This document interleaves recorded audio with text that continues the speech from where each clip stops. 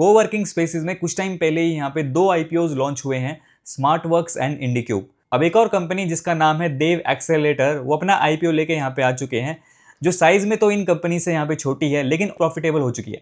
तो इस वीडियो में हम इस IPO के बारे में डिटेल में बात करेंगे। सबसे पहले अगर हम इसे ग्रे मार्केट प्रीमियम की बात करें, हमें इसमें करीब 16% का एस्टिमेटेड लिस्टिंग गेन देखने को मिल सकता है। यानी पर लॉट के हिसाब से बात करें तो करीब 2300 रुपए तक का फायदा देखने को मिल सकता है अंदाजन। हालांकि देखिए, GMP जो होता है सिर्फ एक अंदाजा होता है, कोई गारंटी नहीं होती है कि ऐसे ही परफॉर्म करेगा और ये टाइम टू टाइम चेंज भी होता रहता है, इस चीज का भी हमें ध्यान रखना है। ना अगर हम इस कंपनी के बिजनेस के बारे में बात करें तो देव एक्सेलरेटर ये कंपनी 2017 में स्टार्ट हुई थी, यानी ज़्यादा पुरानी कंपनी नहीं है। और ये company basically flexible office space और कोवर्किंग फैसिलिटी प्रोवाइड करवाती। कंपनी के करंटली यहाँ पे 28 सेंटर्स हैं इन 11 cities with 14,000 seats and 8.6 lakh square feet under management. Company यहाँ पे एक यूनिक स्ट्रेटजी फॉलो करती है जिससे Tier 1 सिटीज के साथ साथ Tier 2 सिटीज में भी अपनी स्ट्रॉन्ग प्रेजेंस बना रही है। कंपनी यहाँ पे स्टार्टअप से लेकर कॉर्पोरेट्स तक 250 प्लस क्लाइंट्स को यहाँ पे सर्व कर चुकी है। नाउ चलिए अब हम क्विकली इस IPO की डिटेल्स की बात कर लेते हैं। इस IPO का प्राइस बैंड यहाँ पे 56 से 61 रुपीज पर शेयर का रखा गया है। टोटल इश्यू साइज यहाँ पे रखा गया है 143 करोड़ रुपए का और ये पूरा का पूरा फ्रेश इश्यू होने वाला है।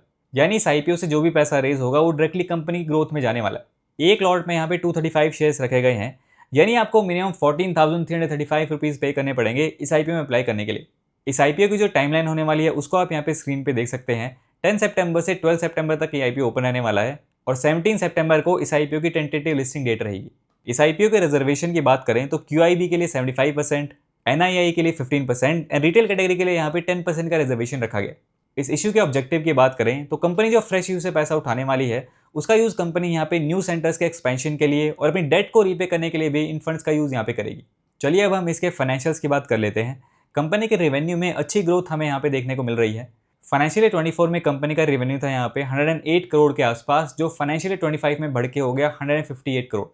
प्रॉफिट आफ्टर टैक्स की बात करें तो कंपनी यहाँ पे पहले लॉस में थी और करंटली यहाँ पे कंपनी थोड़ा सा प्रॉफिट में आ चुकी है। जैसा कि आप देख सकते हैं, फाइनेंशियल 25 में कंपनी ने 1.77 CR का प्रॉफिट रिपोर्ट किया है। कंपनी का EBITDA है यहाँ पे 99.5 CR। टोटल बोरोइंग की बात करें तो कंपनी के ऊपर यहाँ पे अच्छा खासा डेट भी है। करंटली कंपनी के ऊपर यहाँ पे 130 CR का डेट है और अगर हम इसके डेट टू इक्विटी रेशियो की बात करें तो वो है यहाँ पे 2.39 का। ना अगर हम इसका पीयर कंपैरिजन करें तो इसके 3 लिस्टेड पीयर्स हैं, ऑफिस, स्मार्टवर्क्स एंड इंडिक्यूब। इनमें से 2 कंपनी यहाँ पे लॉस में है, इंडिक्यूब्स एंड स्मार्टवर्क्स, डिस्पाइट उनके रेवेन्यू यहाँ पे 1000 करोड़ से ऊपर है। चलिए अब हम इसके की पॉजिटिव्स एंड रिस्क्स की बात कर लेते हैं। पहले पॉजिटिव्स की बात करें तो सबसे पहला पॉइंट यहाँ पे आता है सेक्टर टेलविंड्स। इंडिया में कोवर्किंग और मैनेज्ड ऑफिसेज की डिमांड तेजी से बढ़ रही है और देवएक्स इस वेव का बेनिफिट ले सकते हैं। सेकंड पॉइंट हमारा यहाँ पे आता है strong growth plus early profitability. Company ने रेवेन्यू में 60% जंप दिखाया है और प्रॉफिट भी जनरेट करना शुरू कर दिया है, जो हमें इस सेक्टर में कम देखने को मिला। थर्ड पॉइंट है Tier 2 स्ट्रेटेजी। देवएक्स Tier 2 सिटीज में एग्रेसिवली एक्सपैंड कर रहा है जहाँ कॉम्पिटिशन कम है, इसलिए इसे अर्ली मूवर एडवांटेज भी मिल सकता है। फोर्थ पॉइंट है डाइवर्सिफाइड रेवेन्यू।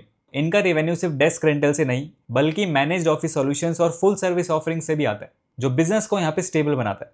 इसके बाद अगर हम इसके रिस्क एंड चैलेंजेस की बात करें, सबसे पहला हमारा पॉइंट आता है स्मॉल प्लेयर। ऑफिस और स्मार्टवर्क्स जैसे बड़े राइवल्स के सामने ये कंपनी अभी छोटी है, इसीलिए मार्केट शेयर और बार्गेनिंग पावर लिमिटेड है। सेकेंड पॉइंट आता है द मार्जिन्स। फाइनेंशियल 25 का नेट मार्जिन सिर्फ 1% है, मतलब रेवेन्यू हाई है लेकिन प्रॉफिट्स अभी भी काफ़ी लो है। थर्ड पॉइंट आता है हाई फिक्स कॉस्ट। इस बिजनेस के अंदर काफ़ी हैवी फिक्स कॉस्ट यहाँ पे लगती है, जैसे लीसेस, फिट आउट्स और डेप्रिशिएशन, जो इस बिजनेस को साइक्लिकल और रिस्की बनाते हैं अगर डिमांड घट जाए तो। एंड फोर्थ चैलेंज पॉइंट है लो रिटेल कोटा।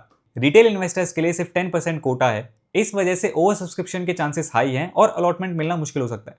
एंकर इन्वेस्टर्स की डिमांड कैसी रहेगी वो भी एक इंपॉर्टेंट रोल प्ले करेगा इस IPO में। देखिए, ये मैंने इसके पॉजिटिव्स एंड नेगेटिव्स आपके साथ शेयर किए जो मुझे लगते हैं मेरे अकॉर्डिंग। बाकी आपको अपना डिसीजन अपने रिस्क एंड अपना एनालिसिस करके लेना है। आगे देखते हैं इसका GMP एंड सब्सक्रिप्शन वगैरह कैसा रहता है। उसको मैं यहाँ पे टेलीग्राम पे टाइम टू टाइम अपडेट भी करता रहता हूँ, वहाँ पे आप ज्वाइन कर सकते हैं। लिंक आपको वीडियो डिस्क्रिप्शन में मिल जाएगा। आपको इस IPO के बारे में क्या लगता है, आप क्या करने वाले हैं, कमेंट सेक्शन में अपना ओपिनियन जरूर शेयर कीजिए। आज के वीडियो में इतना ही। वीडियो पसंद आए तो इसे लाइक कीजिए। मेरा नाम है सुनील, मिलते हैं नेक्स्ट वीडियो में। Thanks for watching.